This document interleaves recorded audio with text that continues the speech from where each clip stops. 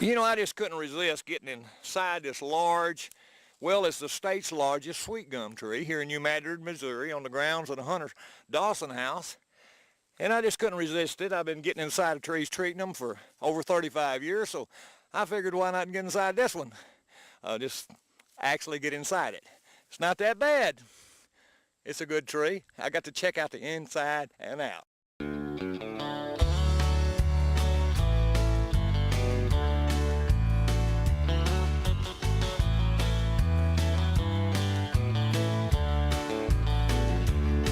We're sitting here on the banks of the mighty Mississippi in Caruthersville, Missouri, and I'm going to join up with Ed Dickey, and we're going to go see some of the largest trees in the state here in Missouri.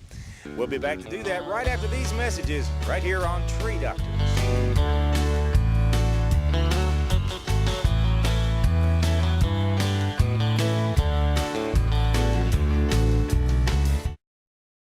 The tree doctors at Dickey Tree Service can inject a zap back in your tree's sap. Research has showed that ice-damaged trees are stressed, and stressed trees lead to insect and disease attacks. Micro tree injection is the answer for your trees. Micro tree injection is a closed system, delivering the exact dose of systemic chemical directly to the sap stream of the tree. Once the problem is identified, the tree doctors at Dickey Tree Service can inject vitamins, minerals, or insecticide directly into the sap stream of your trees. This bypasses the roots and provides immediate results. Micro tree injection has been university tested and field proven for over 35 years. After the tree doctors at Dickey Tree Service treats your trees, you receive a written 1-year guarantee.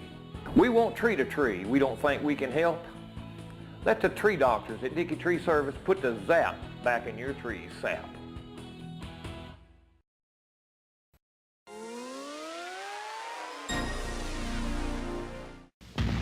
It's been 7 years now since we at Dickey Tree Service first treated this large old pecan tree behind me. At the time of treatment, the tree had stopped producing and really looked sick. Now the tree is healthy and producing nuts each year. At the owner's request, we're giving it a second application, a multi-nutrient, to keep it looking healthy for years to come. We at Dickey Tree Service care about your trees. So give us a call. The Tree Doctors, Dickey Tree Service. Hello, I'm Ed Dickey, the tree doctor at Dickey Tree Service. I'm coming to you from inside of a tree. We've been getting inside of trees for 35 years. We get to the root of the problem. Give us a call. We know how to save your trees. We put the chemical where it needs to be, inside your tree, taking care of insect and disease problems. We're often imitated, but never duplicated. We've been doing this 35 years. We know what we're doing. Give us a call. We're the tree doctors, Dickey Tree Service.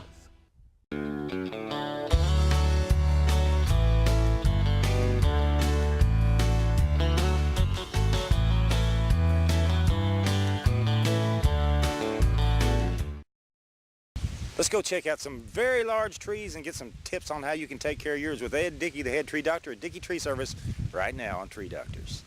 Isn't this a big old wild cherry tree? The client here thought so too, and a few years ago he had me install a lightning arrestor on top of this thing, and I've told you on the program before how you can test your lightning arrestor to see how many times it gets hit, and they've changed the light bulb in here I don't know how many times, but every time it takes a strike it blows that bulb. And you just make the connection right there with a little pigtail that most people's familiar with, and to protect this old valuable tree. And it is an old valuable tree. It's one of the largest wild cherries I think you'll ever see. I'm here in Dexter, Missouri with Wayne Jean. They've started a tree board here a while back, and I'd let Mr. Jean tell a little bit about what they do. Well, I'm chairman of the Dexter Tree Board. We started this about 5 years ago. Our reason to start this was that we wanted to promote trees in Dexter, planting more trees, maintaining the trees that we had, better health for the trees that we've got here, and that was the main reason that we started. Plus we do a yard of the month also here where we pick out what we think are the best yards, the ones that have had the most improvement, ones that look the prettiest, the best flowers. And so we give them an award every month too. All right, and with your tree board, y'all had my firm come in and we treated a lot of these trees downtown that had problems. What kind of response are you getting from the public about your tree board? Is there anything that they can do to help, or other towns can do to help? Well, we had a lot of public comment that the trees were not looking very good. And so once we contacted you, had you come up here and treat them, most of them are looking a lot better than they did prior to that. I would just ask that some of the people, the business people downtown, where there's a tree in front of their office or store, that they maybe put some water on that tree this summer while it's so hot and so dry. That'll help that tree an awful lot, as you know. Exactly, and even people forget in the winter months, if it's a dry time in the winter months, if you've got a restricted growing situation with your trees, they still require a little bit of water if it's in a restricted growing situation. Now, how old is the tree board that you started here? We've been going around 5 or 6 years now. We had a loosely configured group of people prior to the actual tree board that's been in existence longer than that. But the actual tree board has been a city board for about 5 years. And how do y'all govern? Is this over the parks or just some trees downtown or what? Well, we basically maintain the trees up and down the downtown street, Stoddard Street, Walnut Street. We are a part of the city. So the city appoints our members, and we're a separate board of the city. Okay, so you have some authority on what to do and what not to do to a certain extent. We help the city as far as ordinances relating to trees. If they're going to build a new shopping center or a new building goes in, we get to have some input as to what kind of landscaping, trees, and things like that we'd like to see go in. That is super, and that lets you, the town grow and grow hopefully the way the fathers laid it out. Right, we have some beautiful old trees here in Dexter, and as those trees die, we want new trees to be planted to keep the nice, pretty trees that we have here in Dexter. That is wonderful, and if other towns want to contact you or individuals in towns to talk to you about how you went about starting the board and stuff, could they do that? Oh, sure, I'd be happy for them to. They can call me here at my office at 573-624-8974. I'll be happy to talk with them. We can get them a copy of the ordinance, whatever they need. Dexter has a lot to be proud of, beautiful trees, beautiful town and people, but they've also got a state champion post oak tree. And standing here right by us, and tell us a little bit about this tree, if you would, Mr. Jean. Well, it's been the state champion for several years. I do not remember exactly when it was judged state champion. As far as I know, it is still Missouri state champion post oak. Been here for several years. So what that means by being state champion, this is the largest oak tree of this type, which is a post oak, in the state of Missouri. And it's right here in Dexter, within driving distance of most people in the viewing area that'll see this. And if they come up here to Dexter, it's got they're in the tree committee is in the midst of getting a new plaque made, aren't you? Right. That's right. We're here on Chautauqua Lane, right here close to downtown Dexter. Be easy to find if someone wants to come by and see it, right here in the middle of Chautauqua Lane. We are going to get a new sign probably within the next 2 to 3 weeks. That would be super. And, you know, this tree has been around a long time. When they made this state champion, do you know of, did they place an age on it, or have they said? I don't know. We have probably got something in the files of the tree board about that, but I don't personally know anything about the age of the tree. Just off the cuff, I would assume it's close to the 200 mark. It's probably a bicentennial tree. I would say you're probably right. So it's been around a long time. So that's been a bunch of people's family trees over the years, and it's residents that this is still shading and providing shade for. They're still getting enjoyment. Yes, yes, and there are several big oaks right down this road too. Well, it's great that the city takes such pain and such care, and the state helps you with it, I'm sure, a little bit, and it's on the National Register now, and I just wanted the viewers to see that, and I appreciate you talking to us about it. What can the public do as far as, would y'all accept donations to help with y'all's? Sure, we'd be happy to. Our only fundraiser is a once-a-year tree sale, where we sell small trees, usually in April. And that money that we gather from that has to go for treating all the trees, any that we replace downtown. So we usually don't have very much money from this tree sale. We might make $1,000 or something from this tree sale. So any donations that anybody would like to send, that would be very much appreciated. They could make their checks to the Dexter Tree Board and send it to 106 West Stoddard Street, Dexter, Missouri, 63841.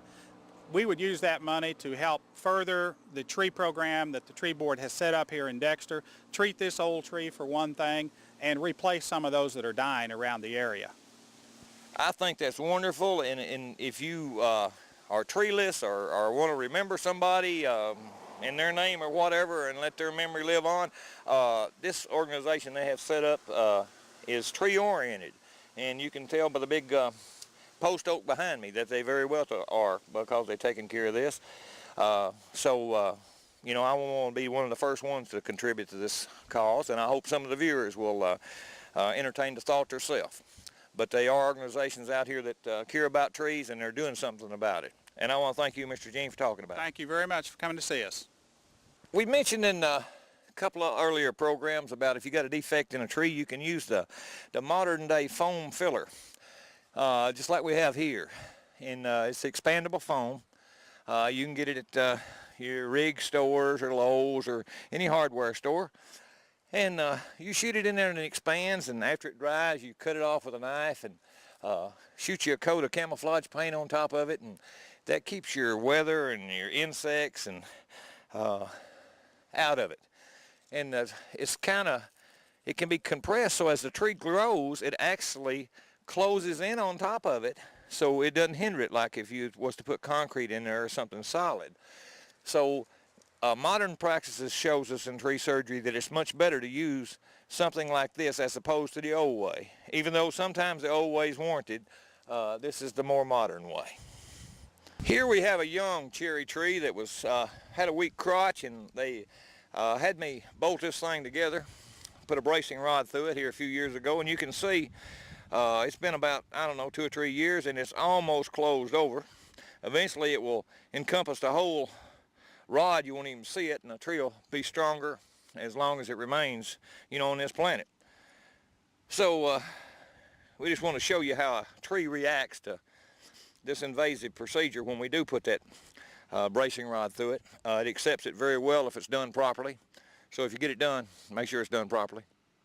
I'm here in Carruthersville, Missouri with Pete Mills at the home of Pete and Barbara Mills, and a couple of big oak trees here behind me. And it's been a little over 30 years ago I treated these trees for Pete. And Pete, do you remember about what was going on back during that time? They just need a little nourishment and everything right there to start with and everything right there. You give them some fertilizer, I believe, was the first deal.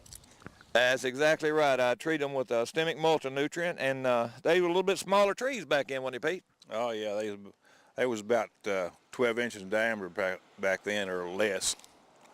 Right, I remember that that bench that you got around that dogwood tree, wasn't that around one of those trees? It was around that big one there for the first about 10 years and everything right there, and they outgrew it, and I moved it over here, put it on this one over here, and now it's outgrew it, and I had to move it back to that dogwood there. Right, they sure have grown. How old do you think these trees are? I planted that one there in 62, and it was probably 2 years old then and everything, and I planted this one in 74, and it was probably about a year old when I planted it. All right, well, after I treated them trees way back 30 years ago, what'd you do after then? I just put fertilizer around them about every other year or so and everything right there, and that's about it. Right, well, you did a great job. You've got you've retired since the time I treated those trees back 30 years ago, so you got more time for your yard, but you always had a beautiful yard here. Got to keep it up and everything right there. It takes a lot of work. My wife, she puts in a lot of hours in this yard. Yes, sir, and you can tell it too. Yard shows it, and you're still making use of that bench that's around that dogwood. Yeah, we got to keep it going, I guess. Well, I want to thank you, Pete, for taking time to talk to me about your trees. And that truly is your family tree, isn't it? Yeah, we really enjoyed that tree like that. You can come out here in the summertime when it's 100, 105 out in the sun like that, and you get under it and it feels like it's about 10 degrees cooler. I want to talk a little bit about squirrel injuries to the trees. Of course, needless to say, if you let it get this bad, you waited too long. But if you start seeing the squirrels been working on your limbs and they're hurting your trees, before you have to call me to get them treated, there's things you can do yourself. You can spray a mild insecticide if it's a small tree like this on the trunk area, and it'll get in the bark, and the squirrels don't seem to like it once it's got a poison taste to it. You can also The county agent in your area will loan you a trap. You can trap the squirrels, take them out to another area and release them, get rid of them that way. Or if you don't like using the pesticides or trapping them, you can put mothballs around your trees. It seems to discourage the squirrels a little bit. Also, another old way is when you can take animal hair, when you brushed dog hair or cat hair, hang it in the pantyhose and hang it in the tree, and the squirrels will smell that, and they'll kind of leave your tree alone. But don't let your tree get this bad, because that's why I'm here to treat this tree, because it's this bad. But there is ways you can keep your trees and your squirrels and everything going right if you take a little bit of time and think it through. Right now we're going to take a short break here on Tree Doctors, but remember, we're here every Saturday and Sunday at 6 o'clock in the morning right here on Kait TV. So join us when you get a chance, and we'll be back right after these messages.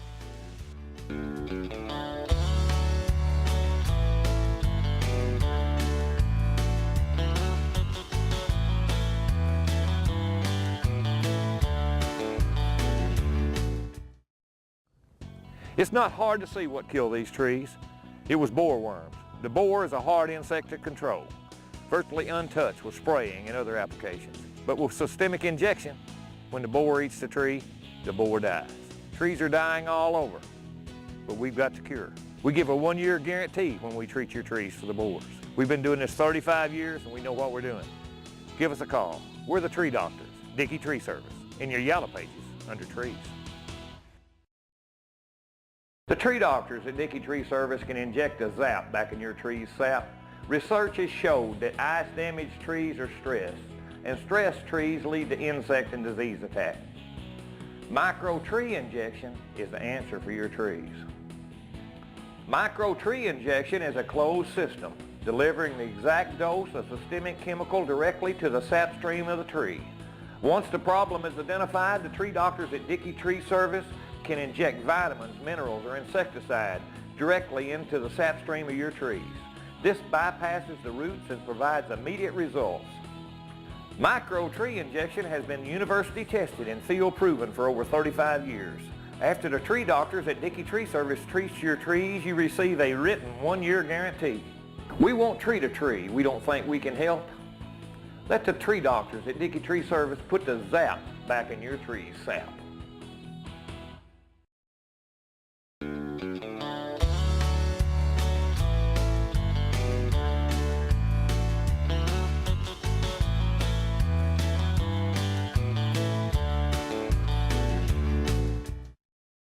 Let's go back into the field with Ed Dickey, the head tree doctor of Dickey Tree Services. We take a look at some great trees and get some tips on how you can take care of your trees.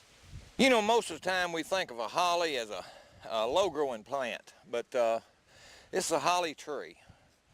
And it's a nice holly tree. It's a big old holly tree, been around a long time, and they've kept it shaped and turned it into the tree that it is. But a little bit of care, you can get your plants to do what you want them to do and keep them healthy. It's a unusual holly tree. You know, there are a lot of places to get trees besides nurseries. You find them growing in your flower beds from bird droppings, and get them on ditch banks and growing wild. But if you look around your yard, you might find other places, and forks of trees where they have sprouted up. But like right here, growing in this gutter right behind me. When they clean that gutter out, you know, they can get that tree out, stick it in the ground. It might turn into their family tree. Look around. Help those trees. A little over 5 years ago, the homeowner here had me come in and do some tree surgery on this tree. There was a large cavity here in this tree, a big hollow, and it was right in the drive on an approach to the nice home, and they wanted it to look better and make the tree a little stronger. And there's really an art to this. When I had the crews build the form, they had to go right inside the form had to go inside the actual sap line of the tree, so when the pouring was done, it poured at the top, that it allowed the room for the cambium to overtake the concrete slab that's in there. Eventually, this will totally close over. It'll take several years, but it will eventually happen. At the time that we filled it, you can see from the scars of where we painted it with our camouflage paint. This is nothing more than the same paint that duck hunters use to spray on their boats and stuff. It's just a cosmetic type thing that makes it look a little better. And it can be refreshed real easily by spraying an aerosol spray on it. But it's permanent, and this is tree surgery.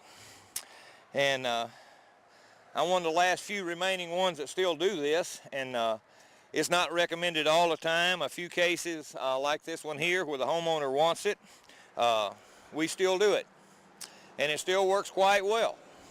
The reason why the practice we've got away from it now is that moisture sometimes tends to get behind the concrete if it's done improperly. And needless to say, I make it a point that when I do one, it's done properly.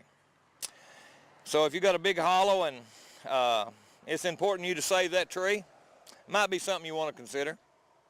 We can fix it for you. I'm here in New Madrid, Missouri with Dolores Ellis, and we're here at the historic Hunter Dawson house. And Dolores, tell us a little bit about the house and the grounds here and this tree we're standing by. Well, of course, the house is the oldest house in New Madrid, and it dates back to 1860. It was built by the William Hunter family, and it has about 90% of the original furniture. And we give tours 10 to 4 Mondays through Saturdays and 12 to 4 on Sundays. And we want to invite everybody to come see it. That is great. And you've got some historic trees here on this ground. Standing behind me here is a state champion. Won't you tell us a little bit about what this is? Well, this is a sweet gum tree, and it's supposed to be the oldest sweet gum tree in the state of Missouri. So it is a state champion. And if you notice, we have a lightning rod in it because we lost a tree a while back, about 20 years ago maybe, 25 years ago. And because of that, we put lightning rods in because we don't want to lose any more of them. I remember that. Back during that time, Mike Cruz was the one who removed that for the state when that lightning hit that. And at that time, that was the second largest oak of its type on the grounds here. And since then, y'all have lost the other historic oak. And the other one was 300 and probably 45 years old by the time it got old and just started dropping limbs. It got dangerous, so we had to have it cut. Yes, ma'am. And so you didn't want this one to go out by lightning, so you put the lightning arrestor in it.